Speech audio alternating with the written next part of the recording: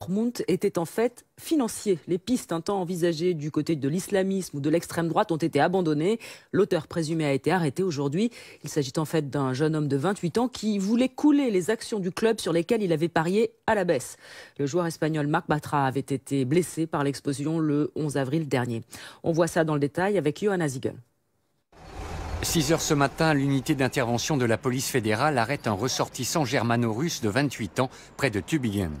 Les enquêteurs le soupçonnaient depuis plusieurs jours d'avoir perpétré l'attaque contre le bus de l'équipe du Borussia Dortmund.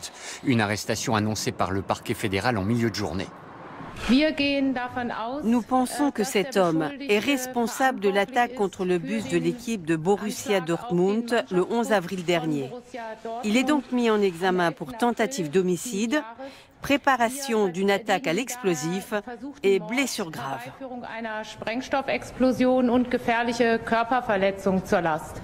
La surprise vient du mobile invoqué.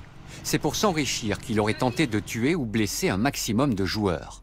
Selon les enquêteurs, l'auteur présumé espérait que l'attaque ferait baisser le prix des actions du club allemand. Avec cette chute, les actions avec option de vente acquises au préalable par le suspect auraient vu leur valeur monter en flèche. Ce mécanisme permet de parier sur la chute d'une cotation, ici celle du Borussia Dortmund, mais la manœuvre a été repérée.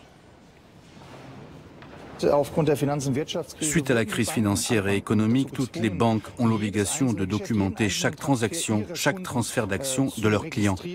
On appelle cela le monitoring bancaire. Des programmes informatiques repèrent les irrégularités et les signalent. C'est ce qui est arrivé ici. Au moment de l'attentat, les joueurs du Borussia ont eu de la chance. L'un des 3 engins explosifs n'a pas fonctionné comme prévu. Le souffle a manqué le bus, ne faisant que 2 blessés. Marc Bartra, un défenseur du Borussia, ainsi qu'un policier. Le ministre de l'Intérieur allemand s'est dit révolté par cette méthode. C'est un mobile particulièrement répugnant. On peut parler de meurtre. Selon les enquêteurs, l'auteur présumé n'avait ni complice ni motivation terroriste. Le parquet fédéral a demandé son incarcération.